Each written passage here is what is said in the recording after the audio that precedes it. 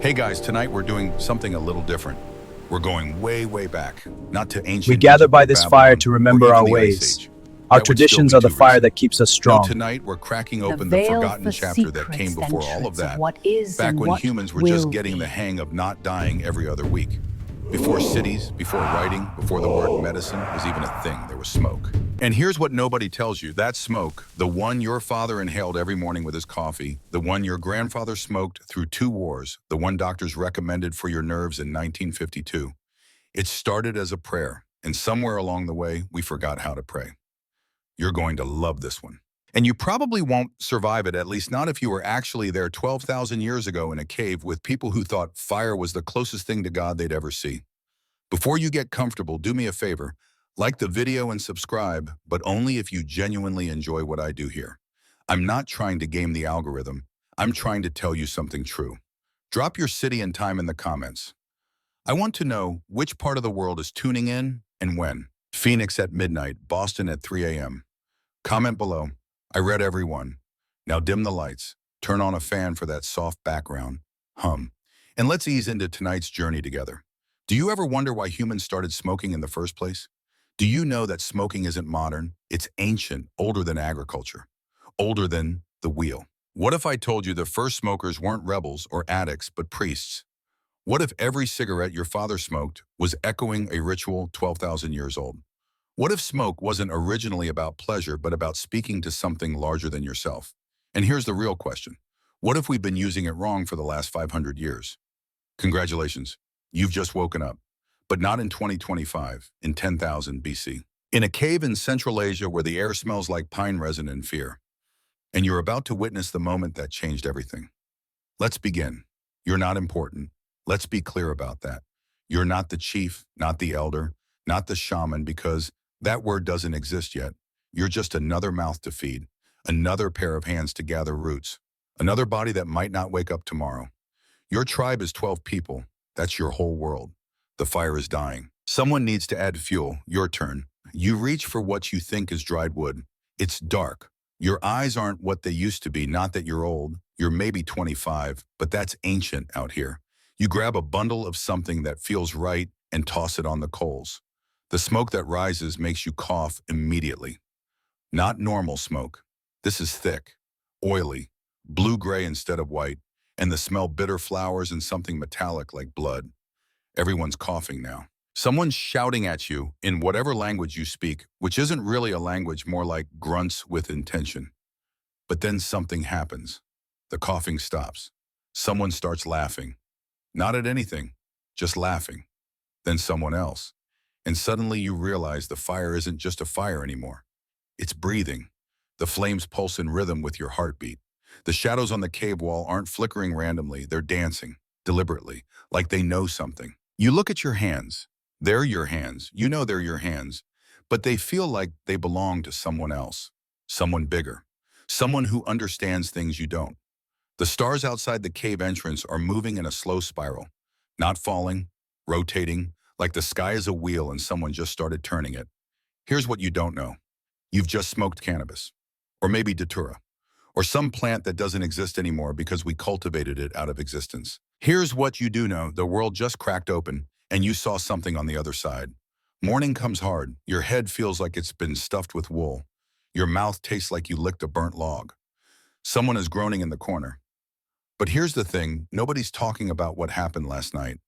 Not because it wasn't real, because it was too real. The elder, a woman maybe 40 years old, which makes her impossibly ancient, is staring at the remains of the fire. She picked up a piece of the plant you accidentally burned, smells it, doesn't say anything, just wraps it carefully in a piece of leather and puts it in her pouch.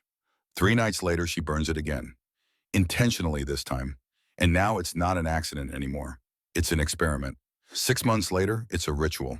Here's your historical anchor. Archaeologists have found charred plant residues in ancient hearths dating back more than 12,000 years in Central Asia and Sub-Saharan Africa. Some of those plants had no nutritional value. They weren't food. They weren't fuel. They were doors. Now we jump forward, 5,000 years forward. You're in Siberia. It's so cold your breath freezes before it leaves your mouth. The wind across the steppes sounds like the earth screaming.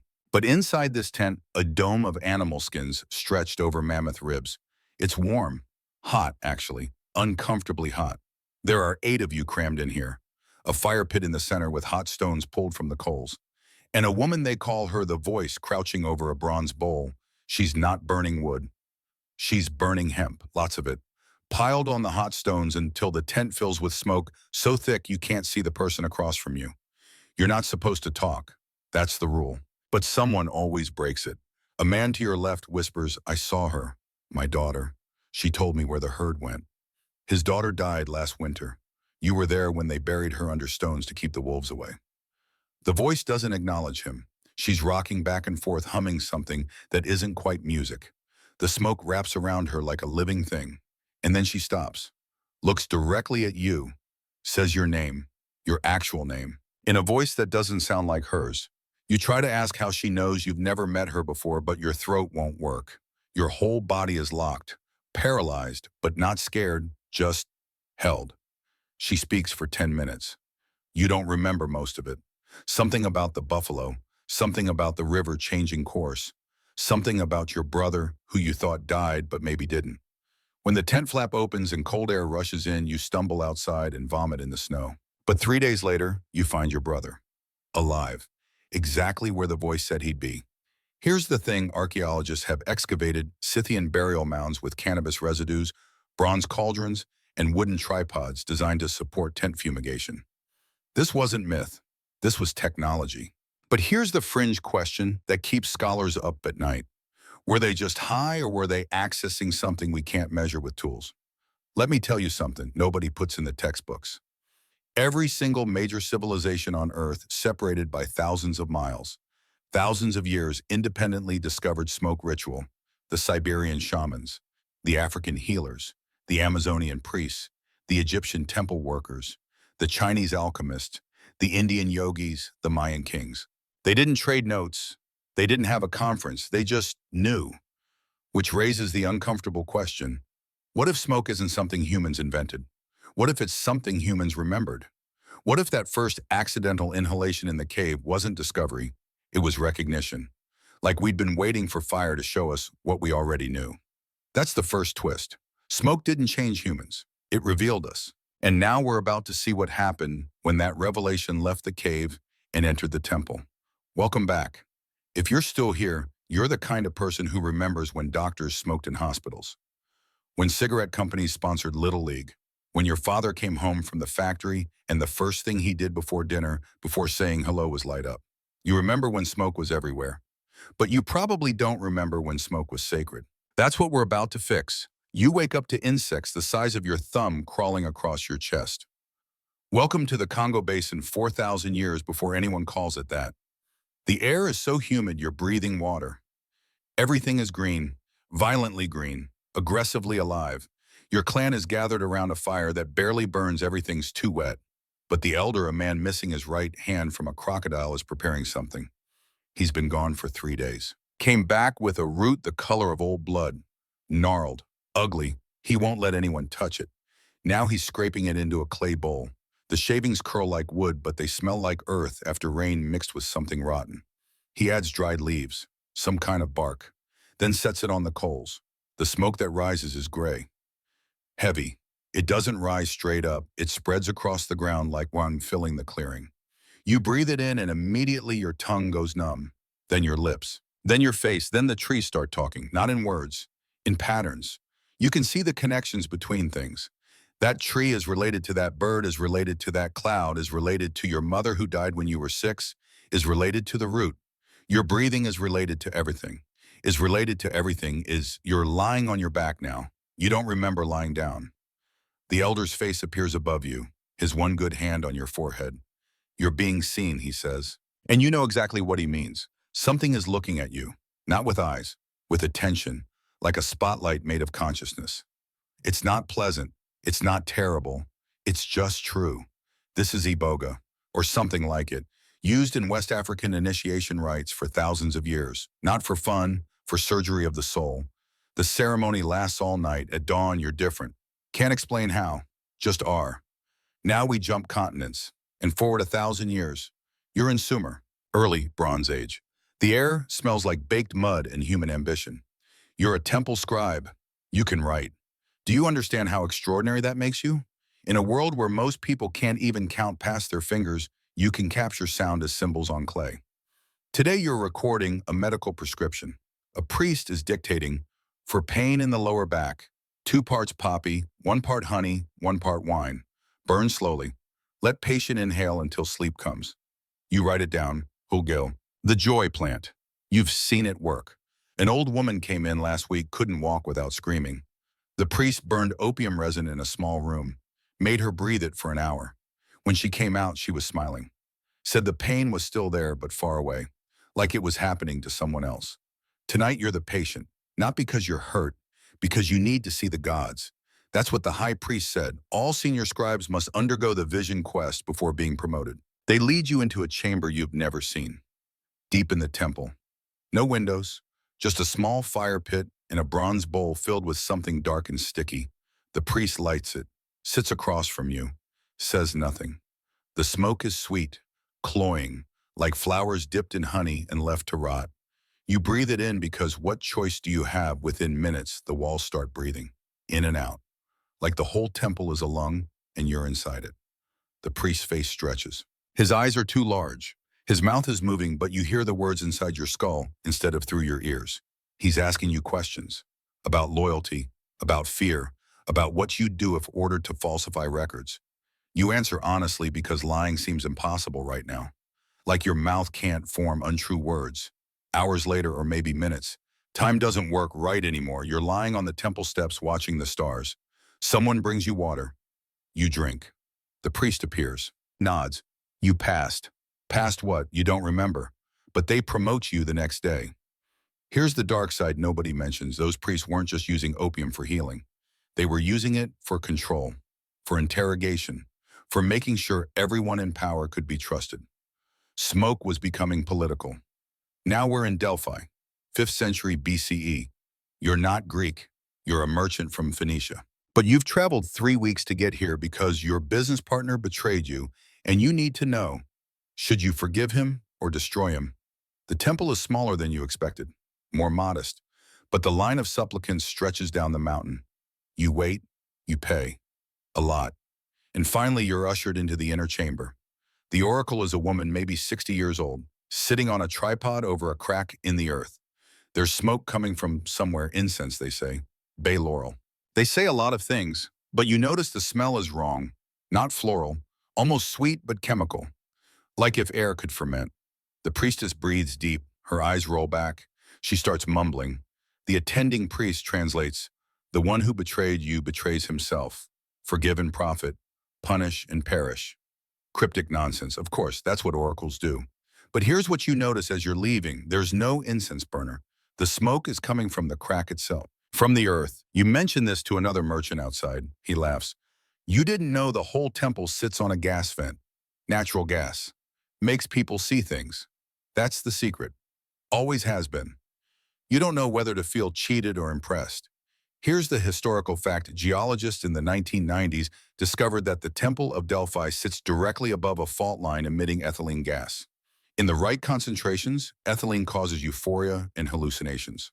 The oracle wasn't faking. She was high on Earth's breath. But here's the twist.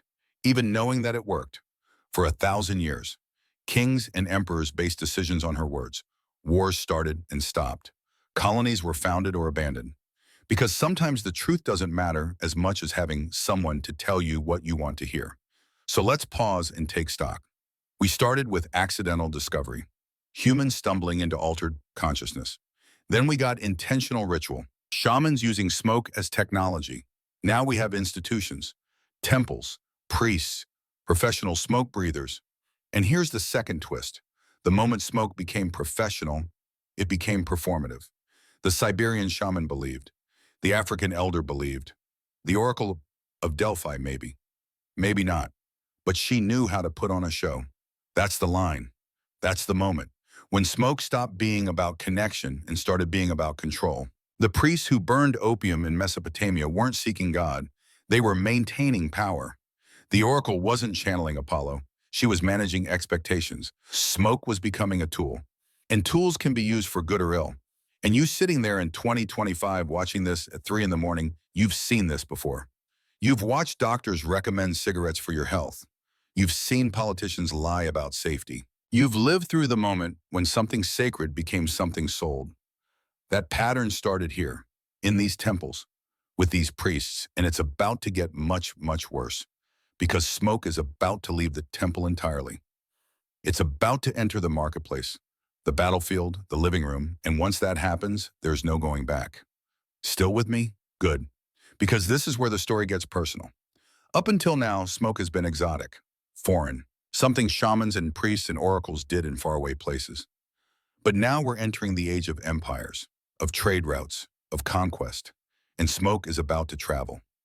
From Asia to Europe, from the Americas to Africa, from sacred plant to commodity. And your family, your actual ancestors, are about to meet it for the first time. You're a novice monk in a Taoist monastery. Somewhere in the mountains of Sichuan, the year is roughly 200 BCEE, though you don't measure time that way. The master alchemist has been in his laboratory for 3 days. No food, no sleep, just fire and minerals and herbs whose names you don't know. You bring him water. He waves you away. Finally, he emerges. His hands are stained red. His eyes are bloodshot, but he's smiling. I'm close, he says, so close to the formula. The formula for what? Immortality, of course. What else would be worth 3 days of sleepless work? He leads you into the lab, shows you a bronze brazier with something burning inside. The smoke is blue, unnaturally blue, like the color of sky but wrong. Breathe, he instructs. You hesitate. The smoke smells like coins, like blood, like something that shouldn't be burned. But he's your master. You breathe. Immediately your head goes light. Your fingers tingle. The room tilts, but you don't fall. The master is chanting now. Something about Mercury and Cinnabar and the 5 elements, and you're not following because the walls are melting. Not literally, but perceptually. The boundaries between things are dissolving. You can see that the wall is made of stones, which are made of earth, which is made of elements, which are made of energy, which is made of breath, which is made of, you're on the floor now. Someone is fanning you with palm leaves. The master looks disappointed. You're not ready, he says. Ready for what? Death. Because that's what this is. Slow mercury poisoning dressed up as spiritual practice. Here's the historical fact. Chinese Taoist alchemists did this for centuries. Burning mercury, cinnabar, arsenic lead all in pursuit of immortality. The irony, they died. Usually young, usually painfully. But they kept doing it because they believed, because the smoke showed them something that felt like truth. And here's the uncomfortable question. Were they wrong? They died, sure. But in those moments of mercury-induced hallucination, did they touch something real? Something we can't measure, or were they just poisoning themselves in elaborate ways? You'll never know, because the master dies 3 months later. His last words, I saw it, I saw the way. You burn his body according to tradition. The smoke from his pyre is thick and gray and smells like regret. Now we cross the Pacific. Pre-Columbian Americas, Maya civilization at its height. You're not royalty, you're a farmer. You grow corn. That's your whole life, corn and not starving. But tonight you've been summoned to the temple. The king is performing a ritual, and he needs witnesses. You climb the steps, 91 of them you count, because it helps with the fear. At the top, the temple interior is dark, lit only by torches. The king is already there. He's wearing a jaguar pelt and a headdress made of quetzal feathers. In his hand, a stingray spine. You watch because you have to watch. That's why you're here, as he pierces his tongue with the spine. Blood wells up thick and dark. He lets it drip into a bowl of copal incense. Then he lights it. The smoke that rises is white, pure white. And it doesn't behave like normal smoke. It rises in a column straight and perfect like a rope thrown to the sky. The king begins to speak, but not in his voice, deeper, older, like the temple itself is talking through him. He's speaking to his ancestors, asking for advice about the coming war, about the drought, about whether to marry his daughter to the prince from Tikal or the one from Copan. You don't hear the answers, but he does. You can tell from his face. He's not performing. He believes. When it's over, he thanks you for witnessing, gives you a jade bead as payment. You keep that bead for the rest of your life. Never trade it, never sell it, because that night you saw something impossible. You saw a man speak to the dead, and the dead answered. Here's the archaeological fact. Residue analysis from Maya ceremonial vessels shows traces of copal tobacco and compounds, consistent with morning glory seeds, which contain LSA, a natural hallucinogen. The Maya weren't just burning incense. They were engineering altered states with the precision of chemists. But here's the fringe theory that makes academics uncomfortable. What if they were right? Not about the specifics. The ancestors probably weren't literally speaking through smoke, but about the principle. That smoke combined with pain, combined with ritual, combined with belief, could access something. Call it the collective unconscious. Call it genetic memory. Call it God. Whatever you call it, it worked. For centuries, until it didn't. Final scene in this section. We're in India. Early medieval period. You're traveling with a merchant caravan. Silk and spices from the south heading north to the kingdoms of the Ganges. You stop at a river to water the animals. And there sitting on a flat rock by the shore is a sadhu. He's ancient, or looks it, hard to tell. His hair is matted into dreadlocks that reach the ground. His body is covered in ash. He's wearing nothing but a loincloth. And he's smoking. Not tobacco, you won't see that for another 1,000 years. This is something else. He's holding a clay pipe packed with crushed leaves. The smoke is thick and sweet. Your merchant master approaches him, bows, asks for a blessing. The sadhu doesn't acknowledge him, just keeps smoking. Eyes half closed. Finally, he speaks, sit. Your master sits. So do you, because what else are you going to do? The sadhu passes the pipe. Your master takes it, inhales, coughs, passes it to you. You've never smoked anything in your life. But refusing would be offensive. So you bring the pipe to your lips and breathe in. The smoke is harsh, burns your throat, makes your eyes water. And then the world becomes very, very quiet. Not silent. Quiet, like someone turned down the volume on existence. The river still flows, birds still call, but it's all distant. Background noise. The sadhu is looking at you now. Really looking. Like he can see past your face, past your thoughts, past everything you think you are. You carry your father's anger, he says. You do. You didn't know anyone could tell. Let it go. It's not yours. You just picked it up and carried it because no one else would. You start crying. Not sad crying, release crying. The sadhu nods, goes back to smoking. The moment is over. Your master stands, leaves an offering, a bolt of silk. The sadhu doesn't look at it. You walk back to the caravan in silence. Your master finally says, that's why we stop here. Every caravan stops here. For 50 years, he's been sitting on that rock, smoking, waiting, seeing. Seeing what you ask, everything that matters. Here's the historical anchor. The tradition of sadhu cannabis use goes back at least 2,000 years. Documented in the Atharva Veda, codified in centuries of practice. They weren't getting high. They were burning away the self, and some of them apparently succeeded. Let's pause here and recognize what just happened. We've watched smoke travel from Siberia to Africa, to Greece, to China, to the Americas, to India. Thousands of miles, thousands of years, completely different cultures. And in every single place, it did the same thing.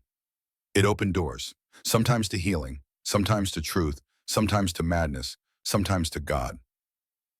But here's the third twist, and it's the most important one yet. Smoke doesn't do anything. We do. The cannabis in Siberia, the iboga in Africa, the opium in Mesopotamia, the mercury in China, the copal in the Maya cities, the ganja in India, chemically they're different, completely different, but functionally. Same result, altered consciousness, access to something beyond normal perception, which means the smoke was never the point. The smoke was the excuse.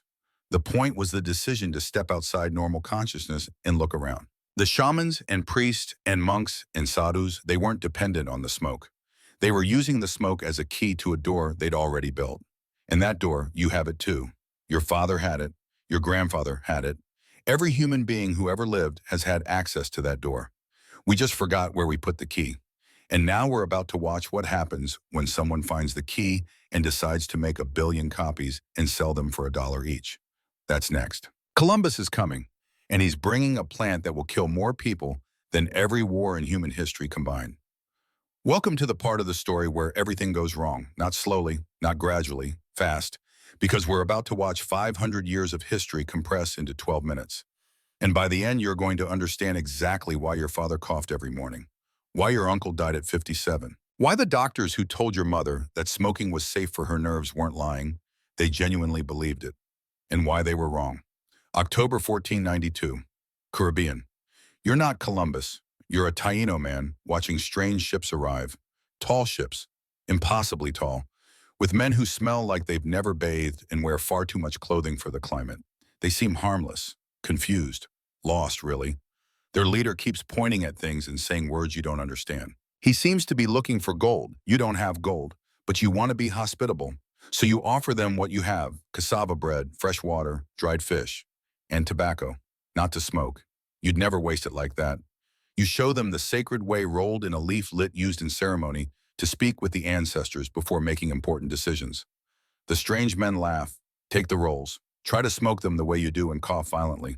But then something changes in their faces. You recognize it. You have seen it in young men after their first tobacco ceremony. That look of discovery, of, oh, this does something. Within days, several of the strangers are smoking constantly. Not ceremonially, just smoking, like it's water. You try to explain, this is sacred. This is for speaking to the dead, not for casual use. They don't understand or don't care. When they leave, taking some of your people with them, which bothers you, but what can you do? They take crates of tobacco. You assume you'll never see them again. You're wrong. Here's what you don't know. Columbus's men will bring tobacco back to Europe. Within 50 years, it will spread across the continent. Within 100 years, it will be worth more than gold. And within 500 years, it will have killed 500 million people. But that's not the worst part. The worst part is this. Your people tried to share something sacred, and it became a commodity. That's the pattern. That's always the pattern. Sacred to social, social to commercial, commercial to deadly. And once it starts, there's no stopping it. Jump forward. France, 1918. You're a doughboy, American Expeditionary Force. You're 19 years old and you've seen things no 19-year-old should see. You're in a trench. It's been raining for 3 days. Everything is mud. Your feet haven't been dry in a week. You can smell the latrines from here, and you can smell something worse from no man's land bodies that no one can retrieve. A sergeant comes by with a box. Smokes, he says. Government issue. Courtesy of a grateful nation. You don't smoke? Never have. Your father did. Died of something the doctors called consumption, but was probably lung disease. You swore you'd never touch the stuff, but the sergeant is insistent. Take 'em. You'll want 'em. You pocket the pack. 20 lucky strikes. That night, the shelling starts. German artillery. The sound is beyond description. Not just loud existential. Like the world is being torn apart at the seams. You're huddled in the trench. A man next to you is praying. Another is crying. You're just trying not to think about how thin the earth above your head really is. Someone passes you a lit cigarette. You take it. Because what else are you going to do? Because everyone else is smoking. Because maybe if you're doing the same thing they're doing, you won't die alone.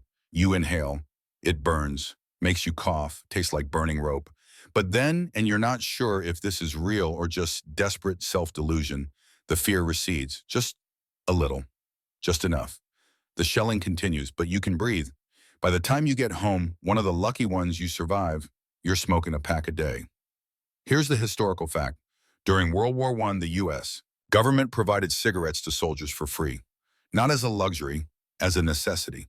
They genuinely believed smoking helped soldiers cope with the stress of trench warfare.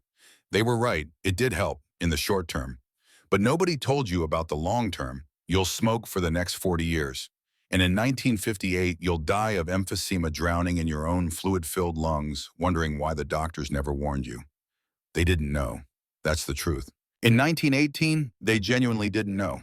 But by 1950, they did, and they kept quiet. That's where we're going next, 1952. You're a family doctor in suburban Chicago. Medical school 4 years. Residency 3 years. You're smart, educated, you care about your patients, and you smoke. 2 packs a day. Chesterfields, usually. Sometimes lucky strike if the store is out. Everyone smokes. The other doctors smoke. The nurses smoke. There's an ashtray in every exam room. Today, a pharmaceutical rep is in your office, well-dressed, friendly. He's giving you samples of a new antibiotic. Very generous. While he's there, he mentions, by the way, doctor, you smoke Chesterfields, right? We just published a study. Would you be willing to let us use your name? What kind of study? Just physician testimonials. We're surveying doctors about which cigarette they prefer. For advertising purposes. You hesitate. Is it safe? I mean, there have been some concerns. Yeah, doctor, between you and me, 20,000 physicians can't be wrong. And the American Medical Association hasn't found any definitive link. Trust the science, right? You sign. 3 months later, your face is in Life magazine. Part of a 2-page spread. More doctors smoke Camels than any other cigarette, except you smoke Chesterfields. They changed it for the ad. You're annoyed, but not angry enough to make a fuss. It's just advertising. 10 years later, in 1964, the Surgeon General will release a report definitively linking smoking to lung cancer. By then, you've been recommending cigarettes to anxious patients for a decade. Helps with the nerves, you'd say. Helps you focus. How many did you kill? You don't want to know. Here's the truth. The tobacco companies knew. They had research from the 1950s, their own research showing the link to cancer. And they buried it. But most doctors, they didn't know.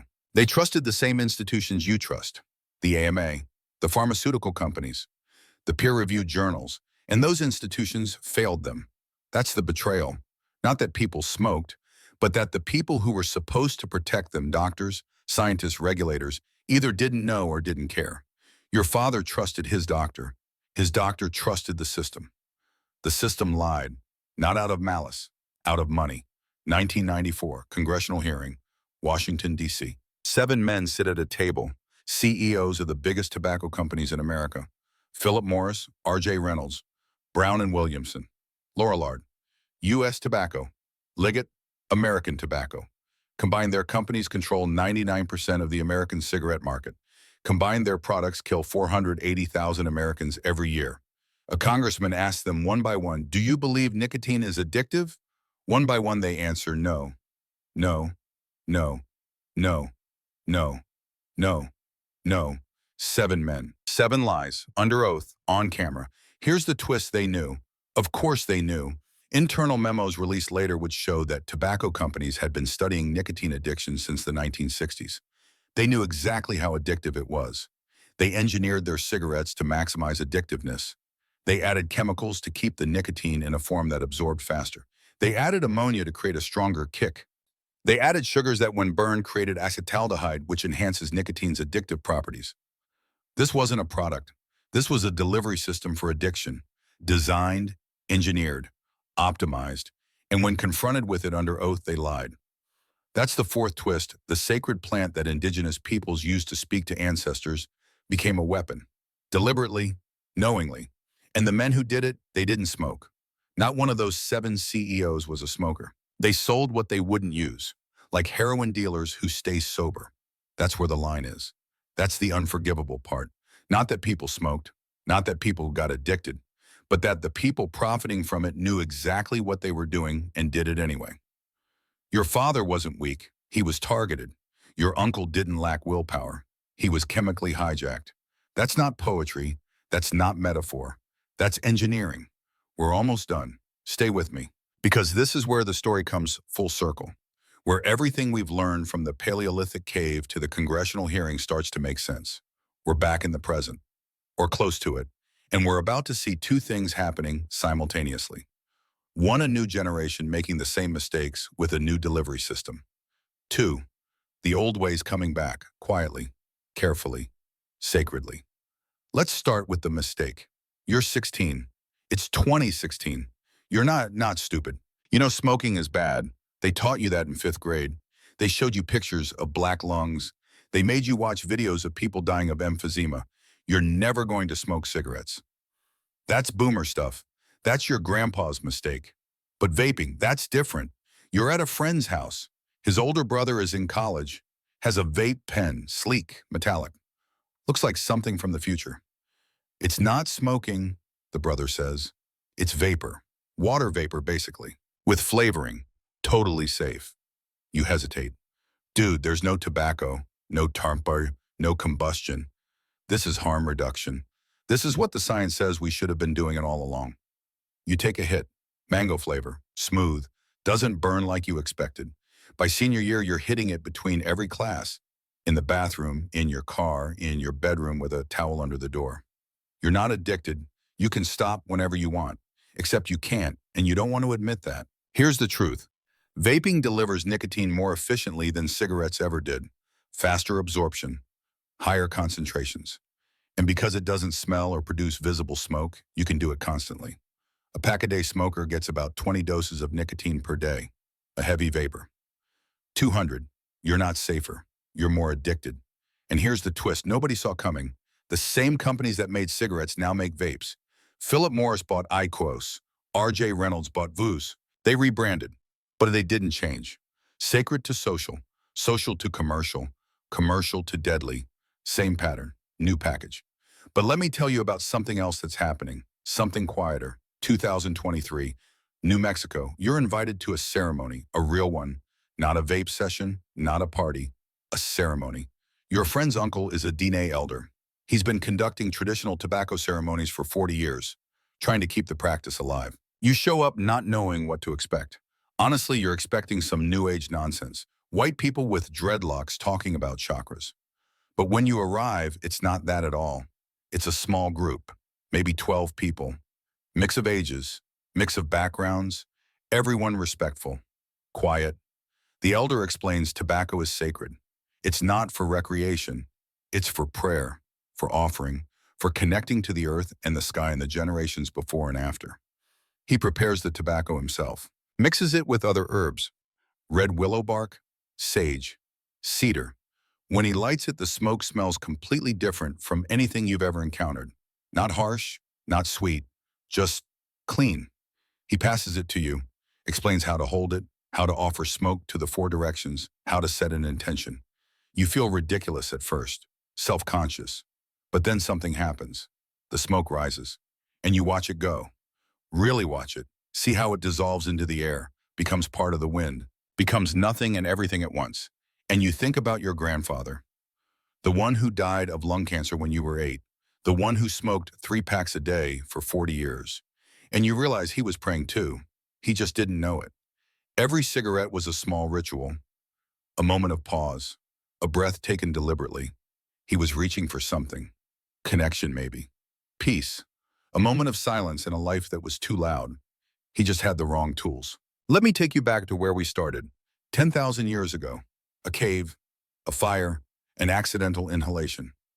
That person, whoever they were, saw something in the smoke, felt something, and decided it mattered.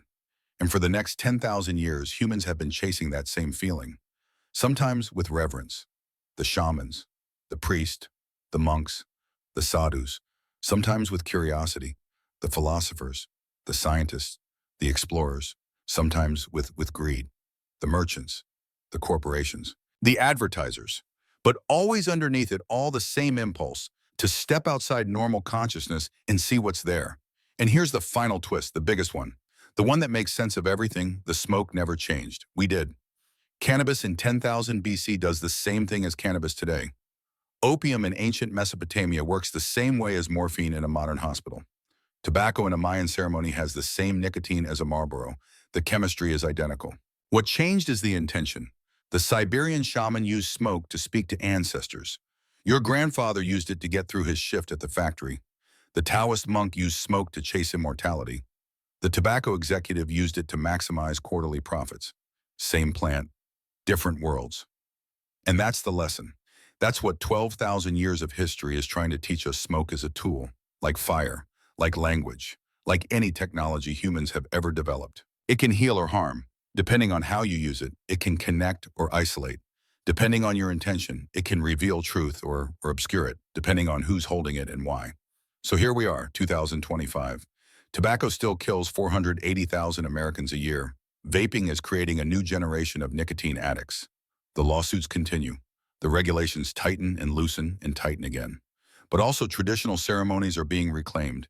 Indigenous practices are being protected. People are slowly, carefully remembering that smoke was sacred before it was commercial. Both things are true. And you who lived through the era when doctors recommended smoking for your health, when every restaurant had an ashtray on every table, when you could smoke on airplanes, in hospitals, in high school bathrooms, you weren't wrong to trust the system. The system was wrong to betray you. You weren't weak for smoking. You were human, reaching for something, peace maybe, connection. A moment of pause in a world that never stopped moving. Your father wasn't wrong, your uncle wasn't wrong, they were just given the wrong tools. But here's what they got right, that impulse to pause, to breathe deliberately, to mark a moment as different from all the other moments, to create a small ritual in an ordinary day. That impulse is sacred, always has been, always will be. The smoke was just the excuse. So tonight, as you lie down in the dark, as your breathing slows and your mind starts to drift, I want you to remember something every culture on Earth independently discovered smoke ritual. Not because the plant was magic, but because humans needed to believe that the space between breaths mattered, that the ordinary could become sacred if you paid attention, that you could for just a moment step outside yourself and touch something larger. The Paleolithic cave dweller who accidentally inhaled that first lungful of unknown smoke, they weren't different from you. They were looking for the same thing you're looking for, a way to make sense of existence, a way to connect with something beyond the immediate and the urgent, a way to remember that being alive means more than just surviving. They found it in smoke. You might find it somewhere else, but the search is the same. So as you drift off, remember, you're part of a story that's 12,000 years old. Your struggles, your mistakes, your moments of grace, they're not new. They're human. And somehow, despite everything we survived, your grandfather survived the factories and the wars and the cigarettes long enough to see you born. Your father survived long enough to teach you something, even if it was just what not to do, and you're still here, still breathing, still wondering, still reaching for something true in a world that tries very hard to sell you something false. That's not nothing. That's everything. Sleep well, friend. The smoke has cleared, but the story continues. And tomorrow when you wake, you'll take a breath, a conscious, deliberate breath, and maybe, just maybe, you'll remember that breathing itself is a kind of prayer. That every inhale is a small act of faith that the next moment will come, and the next, and the next. Until one day it doesn't. But until then, breathe live. Remember, you're part of something ancient, and that's worth holding on to. Good night.